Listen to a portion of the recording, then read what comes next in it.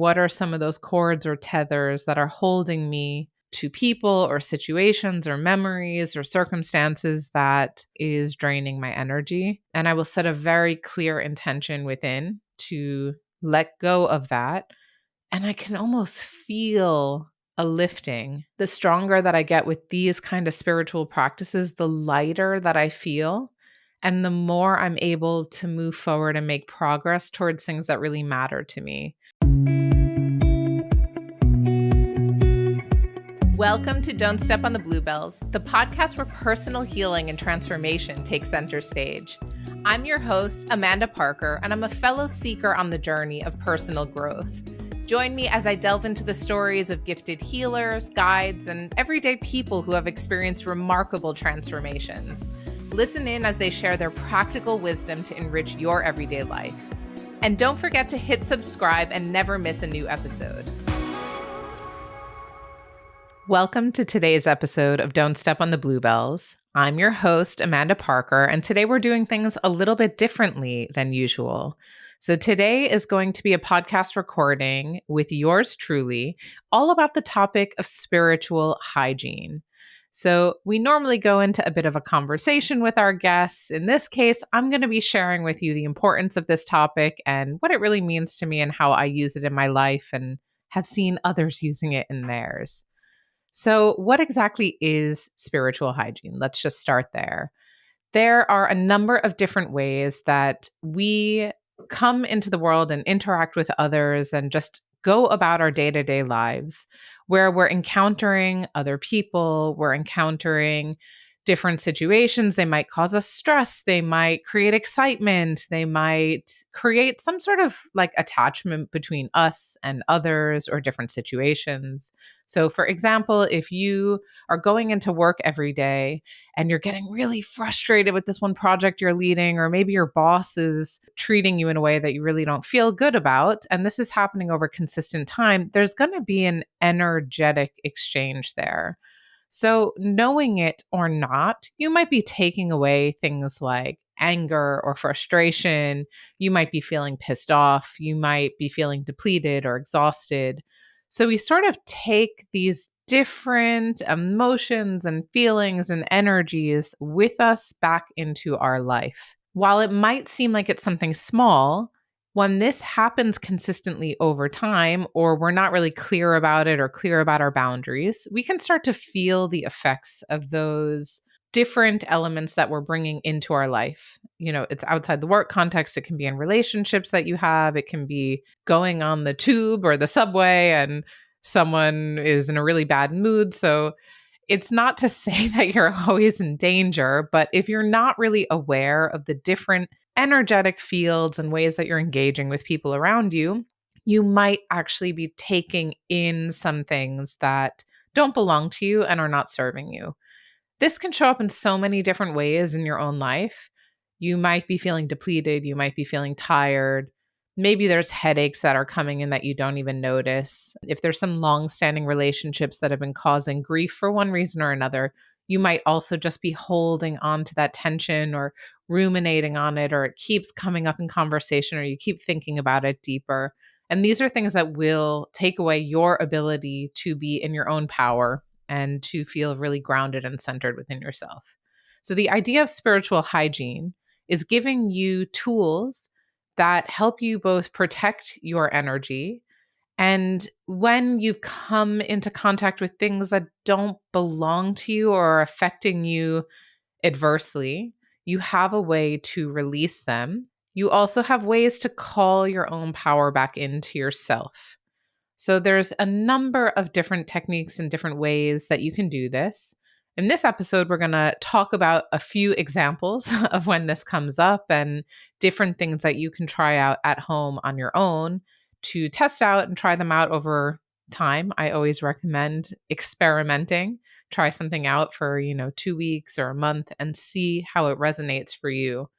It's just very important that you understand that we're in a constant dance with the world around us. And if we're not protecting ourselves, our boundaries, our energy, then we might fall into a habit of just taking on what's coming in from the outside world.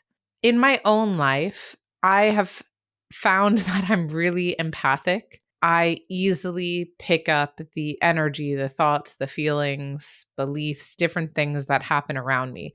There's so many reasons why that can be. You can look at my human design chart and it's going to be crystal clear for those of you who know about human design. For me, the way that it's shown up is, it's almost like an over empathy towards the people around me.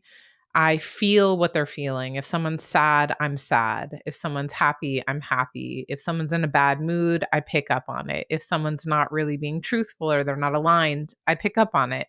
And all these little energies pile up over time. What can happen in my life is that I will start to feel depleted.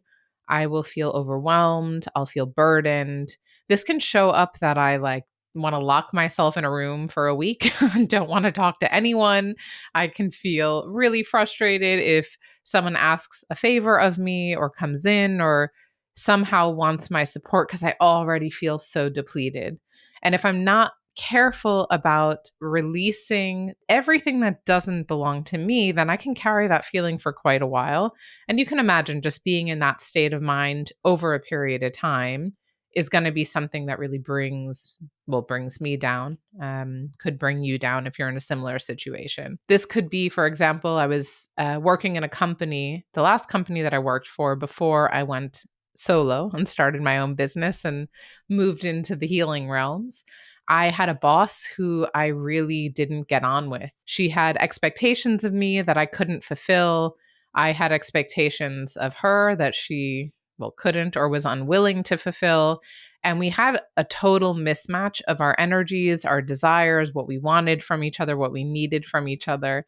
And so for a year in that role, I was constantly feeling overwhelmed, stressed out, anxious, burdened. I didn't know at the time that a lot of that was my feelings and a blend of what she was feeling.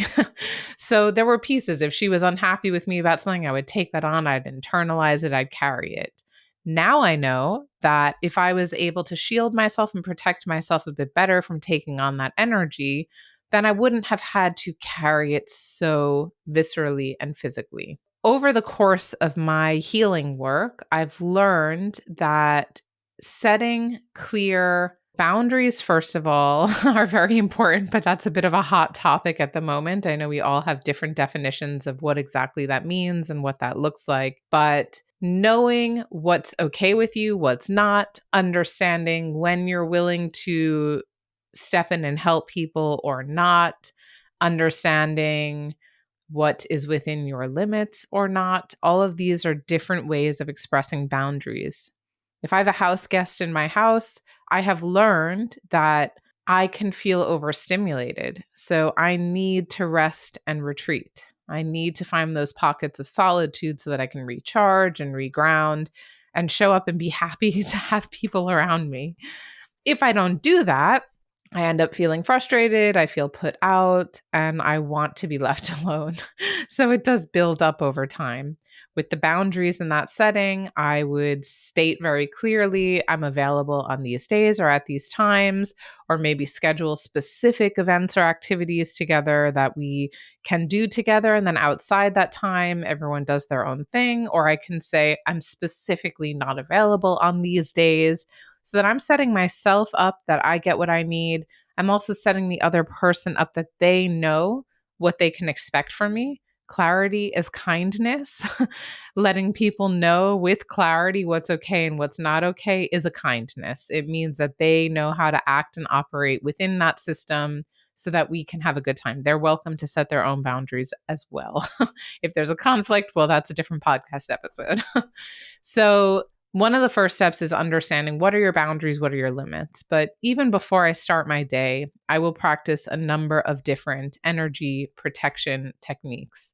So this is the way that I sort of shield myself before engaging with the world at large, knowing that I tend to pick up these different energies and things from the people around me.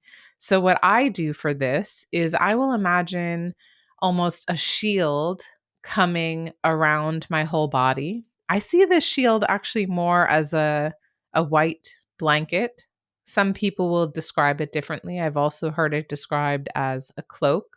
And I'll just close my eyes and I'll imagine this almost white blanket coming down from the ceiling or the sky above me, wrapping itself around me. It's soft, it's comfortable, it feels safe. And this is the visual that I use when I know I'm going out in the world, I'll be in a busy place, I have a difficult meeting, or any other kind of interaction or situation that I know I'm going to be facing in my day. And I want to make sure that I stay grounded and centered and within my own energy. So I'll imagine this coming down around me and know that I'm protected. That's an important piece here, is just understanding that you're imagining this or you're seeing it, but you have to really trust that it's working. Know that whatever the thing is, whatever the symbol is that you choose, is doing the thing that you say it's doing within. Another way that I protect my energy will be sometimes through external means. So, for example, I'm always carrying around little crystals with me.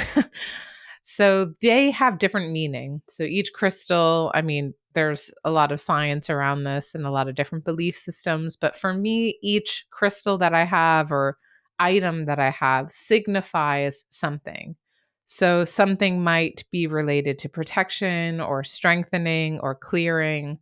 They tend to say that darker stones like black stones or deep garnets, or I'm blanking on the names now, I can link to it in the show notes, but that they will actually give you protection and they'll clear away all those negative energies. I've got a hematite right here as well.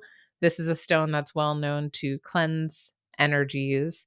So you can find your own way, your own talisman of sorts, that you know that when you have that on you, you're protected, and you can feel free to find your own way of connecting into that either shield that comes and protects you, or the white blanket. You're free to take the one that works best for me. Once you have protected yourself, you might still already have these connections to others, or maybe on a day you protect yourself and you don't really believe it, or you're not really sure that it's working. In this case, you can actually go and break off those connections that you have to others. So there's a few different ways that you could do this as well.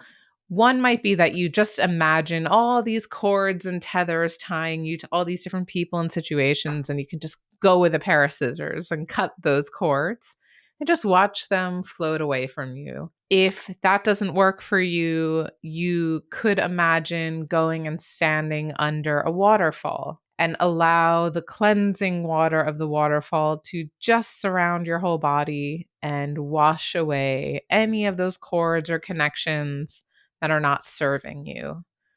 So there's many different ways that people do this. Often they'll go into nature, or they'll imagine just wrapping themselves in some piece of nature or holding onto a tree. And this also helps to cut all of those cords. So what I mean to say is that you can find the best way for you in the beginning. If you're totally brand new to this, just borrow some of the methods that I'm sharing. It'll make it much easier. Borrow them, practice them, and then find your own way in the future. But you don't need to do that from today. These have been proven to work, not just for me.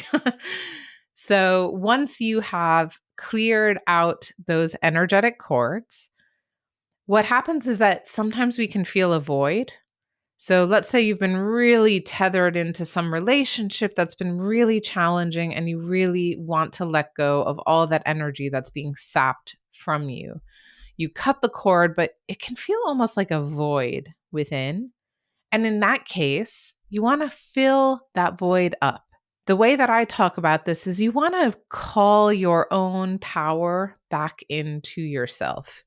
So every time that we're cutting something away or letting something go, we want to bring something that's really nourishing to us back in. That might be that you have a visualization, meaning you close your eyes and you just imagine all of your energy coming back home to you. Maybe you see this as light or as stars. Maybe you see it as some kind of pink cloud that comes from all different directions and just flows right back into you and into your body. This is one way that you can fill yourself back up with your own power. If that feels a bit abstract, then I recommend just calling in love, whatever that looks like for you.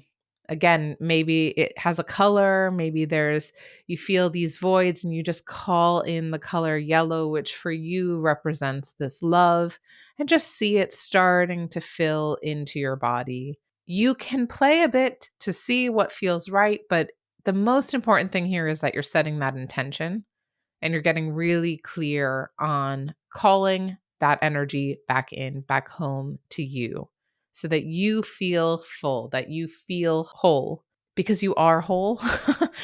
And now you want to actually be able to feel and express that without having the sense that something's missing or that you've given parts of yourself away. This kind of cleansing is important to do in the spiritual realm, so in your mind, in your emotional state, but also like within your physical body. That could be something really visceral in your home, like cleansing your home, literally giving away or getting rid of things that don't belong there is another way of cleansing, cutting some energetic cords and ties to things that are just depleting your energy and not really giving you what you need. So, for the moment, we're talking from the spiritual perspective. So, you're going to focus on these practices and see what they bring you and see what starts to shift in your life as you begin to practice this more. I would say there are some cases where it will feel like a really big challenge to be able to do this. First of all, if you're totally new to it, it might just sound weird. You might not really have any experience. And in that case, I just invite you to be experimental, to try it out. Don't be attached to whether or not it works. Just see how it feels for you. Then you get your own opportunity to truly experience it and find out if that's the right thing and you want to try it again. Some people might have the sense that even if they're cutting the cords, they still feel that attachment. And that might be the case. Maybe that specific style of cutting cords doesn't work for you. That has happened to me so many times. I have a visual, I have a way of working that, I go to by default, but it's not always the right thing. So you can find other ways. That could be like even taking a bath and putting some Epsom salts into the bath and trusting that that is also helping to cleanse and to cut and to pull away anything that doesn't belong to you. If you're really struggling, you can also call for help. So there's plenty of practitioners and healers who know how to do this on a different level. What I'm teaching you are basics. They're super powerful, but they're also, the foundational level of how to protect and cleanse. And there will be spiritual practitioners and healers that have a deeper practice and they will know how to support you through that process.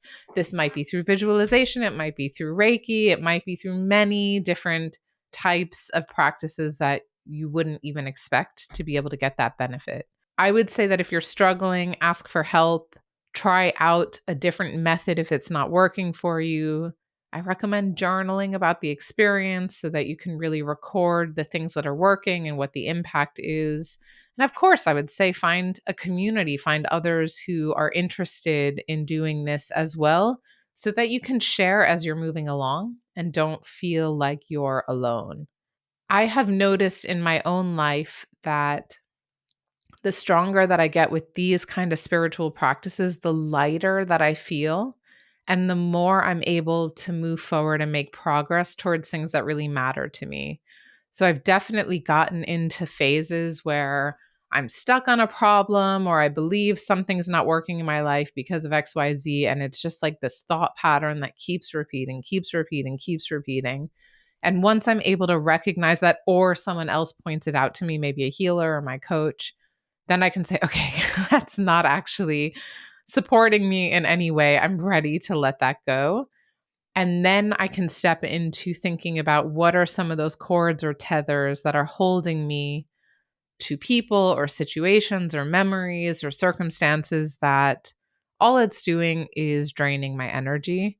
And I will set a very clear intention within to let go of that.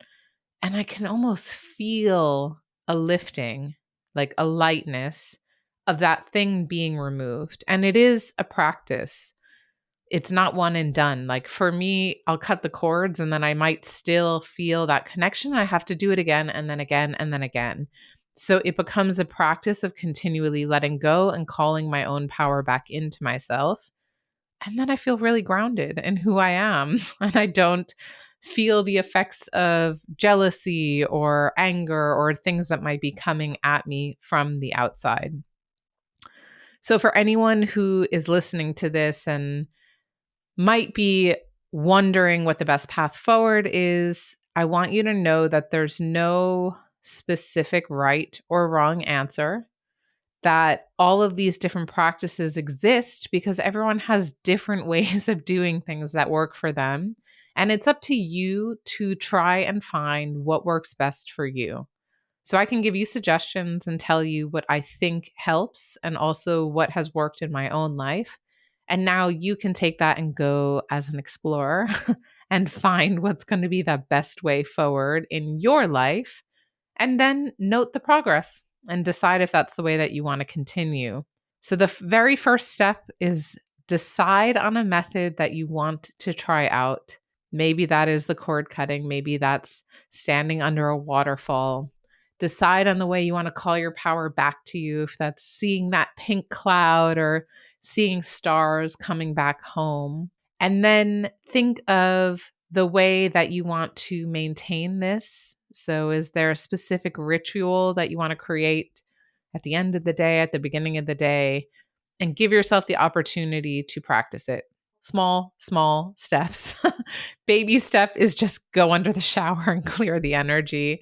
And then when you're ready for it, you can find your way to a more developed ritual that really helps you to protect your energy and your boundaries and make sure that you're not carrying anything with you that doesn't belong, doesn't support, and doesn't nourish you.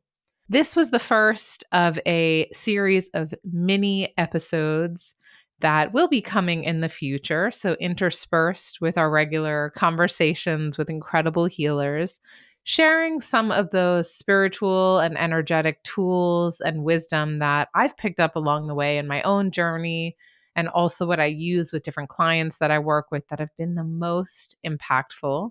So if there's any specific types of tools or questions that you might have and that you've been dying to get the answer to, please do reach out. You can reach out to me on Instagram at amandaparker.co. You can send a message through the Don't Step on the Bluebells website. I'd be happy to hear from you and share the wisdom and expertise that I have or that my guests have on the topic that is burning for you. So thank you so much for tuning in to today's episode of Don't Step on the Bluebells. I can't wait to see you next time. Thanks for tuning in to today's episode of Don't Step on the Bluebells. If you enjoyed this conversation, please give the podcast a 5-star rating wherever you listen. And don't forget to hit subscribe and follow along so you never miss a new episode.